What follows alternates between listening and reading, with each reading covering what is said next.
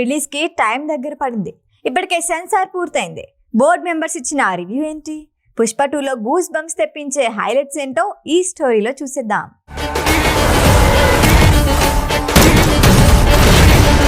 Pushpa the rise movie ఆరంభంలో Japan గురించి voice over వినిపిస్తుంది.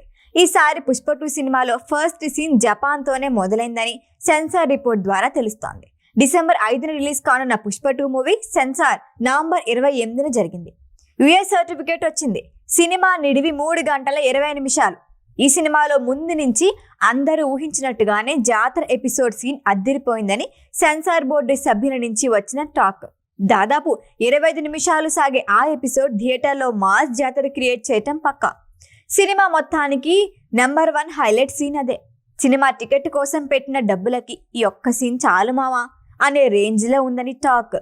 క్లైమాక్స్ మాటలేవంతే. ఆ యాక్షన్ సీక్వెన్స్లో విలన్ కాళ్ళు చేతులు హీరో నరికేస్తాడు. ఈ సన్నివేశానికి బీసీ సెంటర్ ఆడియన్స్కి పూనకాలే.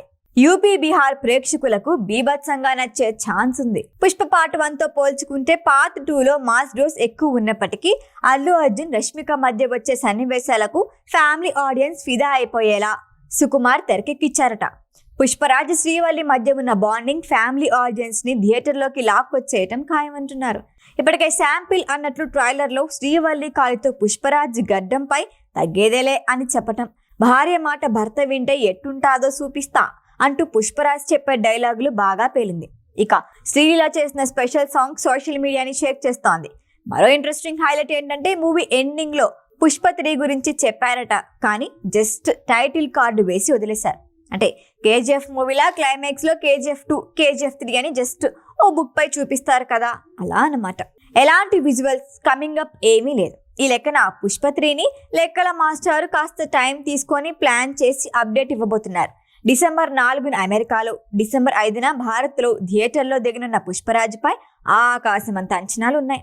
ఫహద్ ఫాజిల్, జగపతి బాబు, సునీల్, అనసూయ, కన్నడ స్టార్ డాలి ధనంజయ ఇందులో నటిస్తున్నారు. దేవశ్రీ ప్రసాద్ ఈ మూవీకి సంగీత దర్శకుడు. ఈ వీడియో కనుక మీకు నచ్చినట్టయితే లైక్ చేయండి, షేర్ చేయండి, సబ్స్క్రైబ్ చేయండి. అలాగే పక్కనే ఉన్న బెల్ ఐకాన్ని క్లిక్ చేయండి.